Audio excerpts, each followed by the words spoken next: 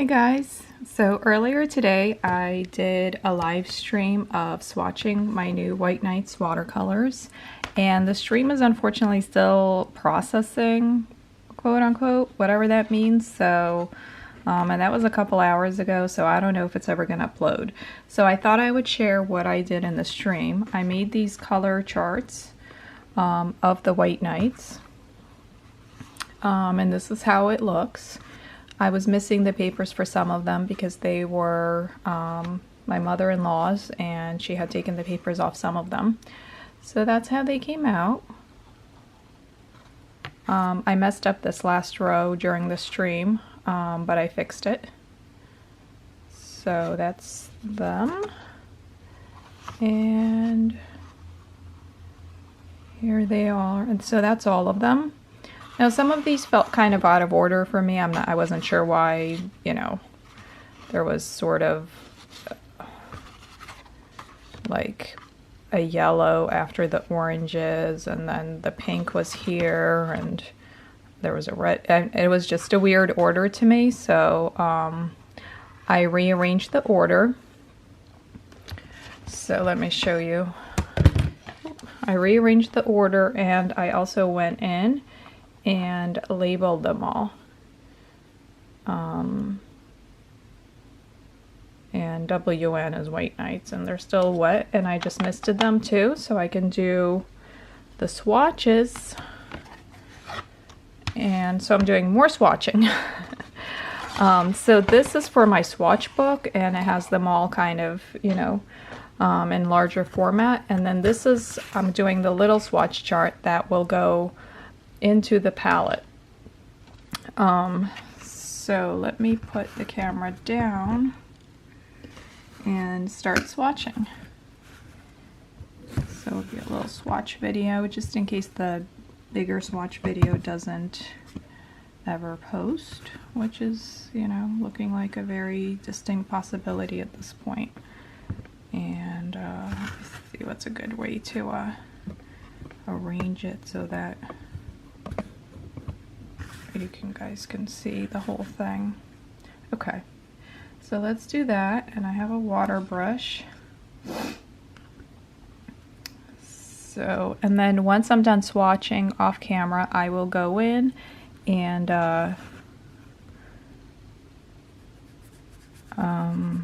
like at the bottom where it's kind of the lightest, I don't even know why I bother swatching white, I will write down the name of the pigment and also the permanence rating, and probably the pigment number. So I'm gonna shoot for, you know, more solid at the top and more watery at the bottom. And at the bottom is where I'll write down the information.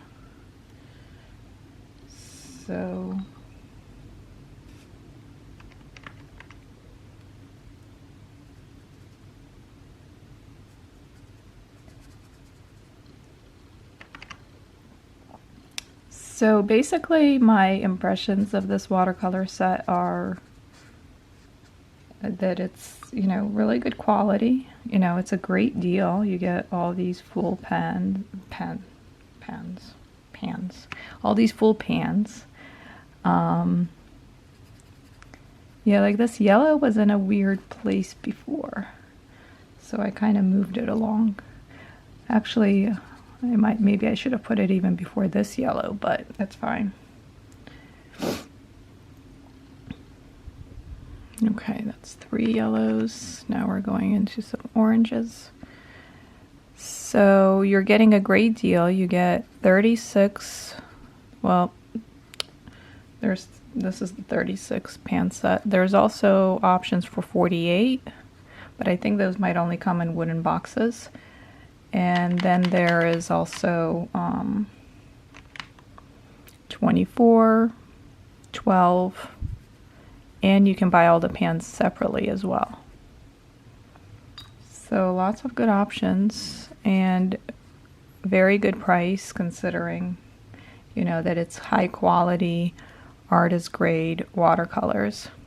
Oops, I should be Careful not to go. That's why I did the lines so thick, so that I wouldn't have too much transfer. So there's like a space between them there. Because I don't want anything getting contaminated.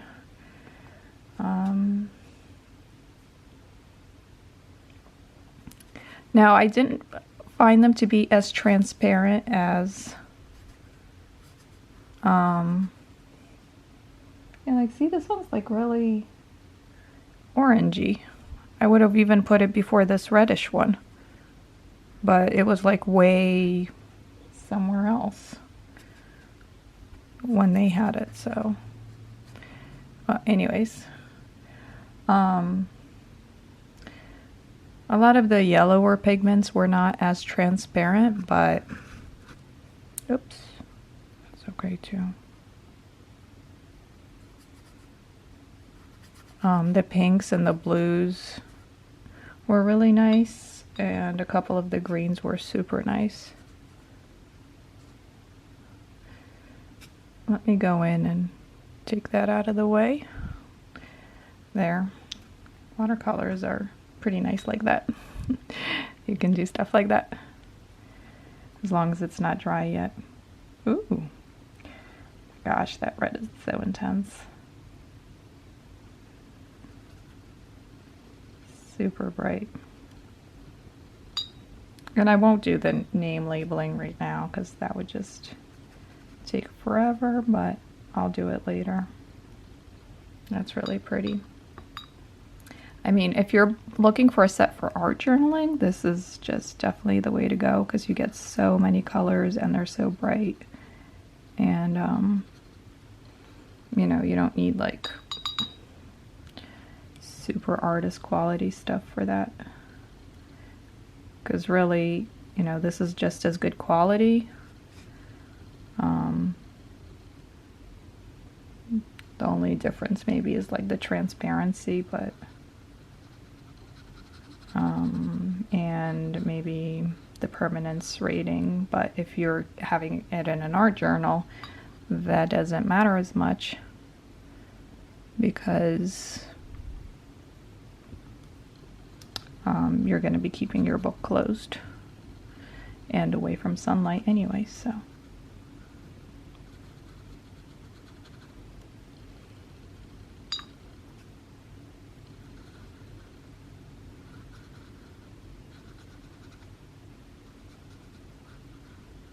That's a gorgeous, gorgeous pink. I love that one. That's so pretty. That's a violet sort of pink. So pretty as well. I really hope my live stream posts was like over an hour long of swatching. That was kind of fun.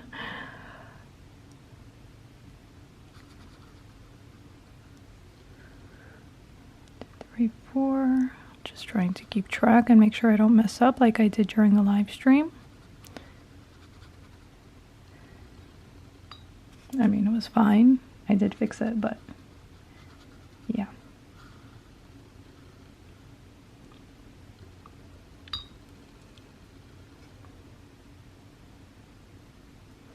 This is going to be the purple.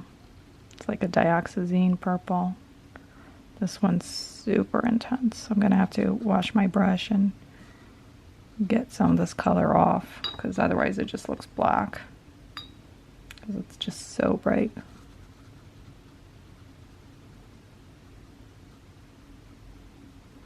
I mean, it's hard to even get a good gradient in such a tiny space. So I'm just going to put even more water on.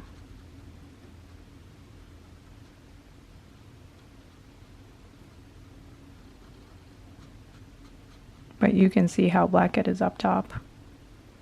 Ah, don't go into the pink. All right. Yeah, I think this is like a cerulean. Forget what it's called, but or what they called it, but sort of a pale blue right there. I love having swatches for my palettes. It just makes it so much easier to do that, to paint and like mix colors.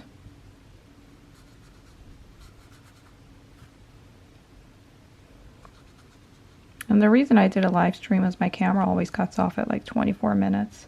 So I knew if I try to do the bigger swatches and like labeling and all the stuff I was doing, I would never, you know, get through it.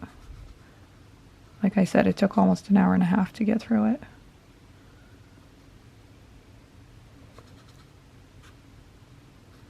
It was fun. I got to chat a little bit with some people, and it's definitely fun. Might do some more live streams, but I don't know. If YouTube doesn't post it, then I'm not sure I will. This must be the Ultramarine.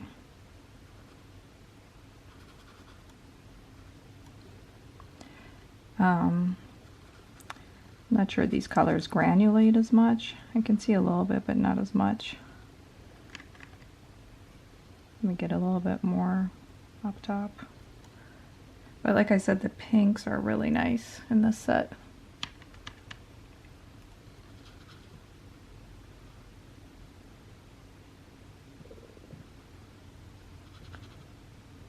This might be the Indithren blue.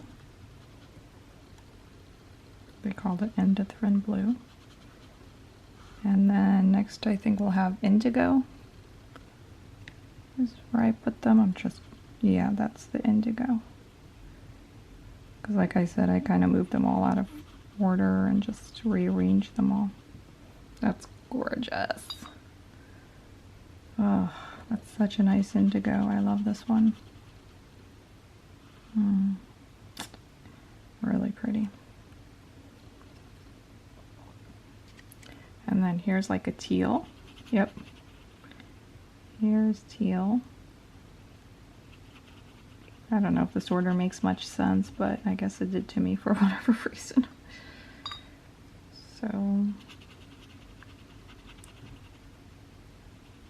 I think the teal's like very staining or something. It doesn't reactivate as easily. Like the lines kind of settle in. There. And now we're moving on to the greens. Not sure if the camera's picking up actually how like lovely a lot of these colors really are. Like that teal is actually a lot bluer, greenish, like it's a lot brighter than it looks on camera. That's like a yellowish green that they have. I think they called it yellowish green. And this might be the emerald green or just the green. I'm not sure. I think this is the emerald green.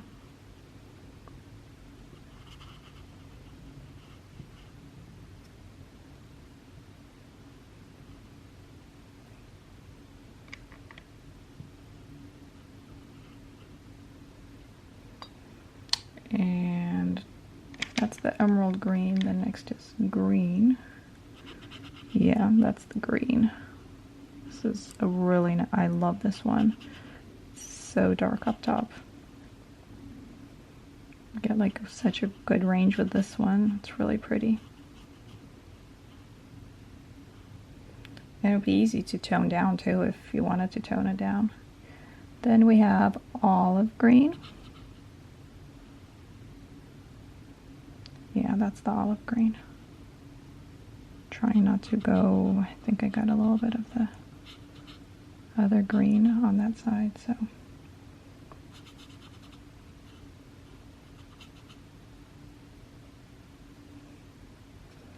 And then oxide of chromium. Not the most exciting color, but could be useful. It's a single pigment color, so that's always nice to have.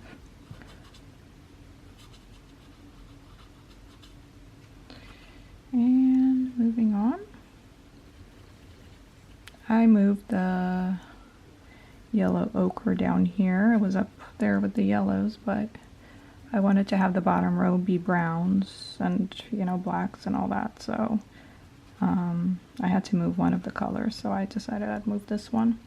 Because a lot of times the yellow ochre kind of goes with the raw sienna. Like, next is raw sienna, so you'll see what I mean. This is raw sienna. You see, it's just a little bit of a deeper color, but really they're kind of the same idea.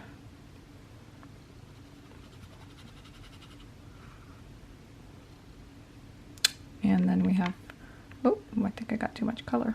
Ooh, burnt sienna.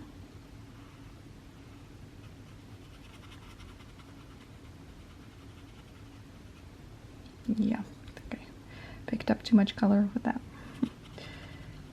So that's the burnt sienna, very nice. And then we have raw umber. I can't wait to paint something with these. Raw umber. So you guys can see, like, it's a really nice range of colors. They all look different. None of them, you know, are redundant. They all kind of look like they bring something different to the table.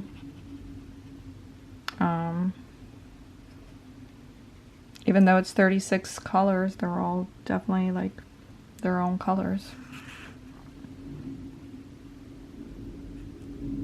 Here, look if I can, yeah, see, you can see how nice of a range of colors it is. You know, like, even though there's so many yellows and so many pinks and blues, like, each one you can immediately tell apart. Okay, and then we have this. This is some sort of brown. I forget what they called it. I'll figure it out when I'm labeling them. Some kind of transparent brown or brown oxide or something along those lines. The last brown we have is sepia, which is like grayish brown, so it goes here. And that's nice.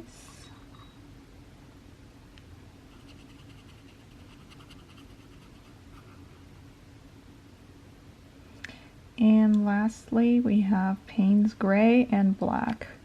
And for some odd reason, they had Payne's Gray after the black. But I definitely changed that around because that just won't do. That's a nice Payne's Gray as well. You guys can see how, like, beautiful and rich it is. And if you tone it down with the water, it makes for really nice shadows, kind of warm shadows. And then the black is actually not just a pure black pigment, which I was surprised, but I guess pleasantly surprised, because they kind of mixed a few colors together to make it less of a dull black and more of a sort of rich, nuanced kind of black color. I can see some granulation too, it's nice. So, yeah, so that's the color chart. That's the White Nights color chart. I think it's gorgeous. I love it. I like the palette it comes with. It has a lot of mixing space. It's customizable. And yeah, I hope you guys like that. The permanence rating, it's a lot of, you know, highest permanence ratings for most of the colors. Some of the colors had like medium, and there were a couple that were low, just a couple. So, but like I said, if you're using it for art journaling or scrapbooking, you don't have to worry about that at all, since it's going in a closed book. If you're putting it on a wall or gifting it to someone or selling it, obviously you might want to stay away from the lowest rated colors, and just kind of, which is, you know, with this palette with so many options, that won't even be a problem because you can always pick a different color to use. So I just want to kind of see if I can lift that away a little bit. Not sure that's not working. That's not working, is it? Got some purple on there. It was bothering me. All right, well, anyways, hope you guys enjoyed that. If you have any questions, let me know. And I'll see you soon in another video. Bye.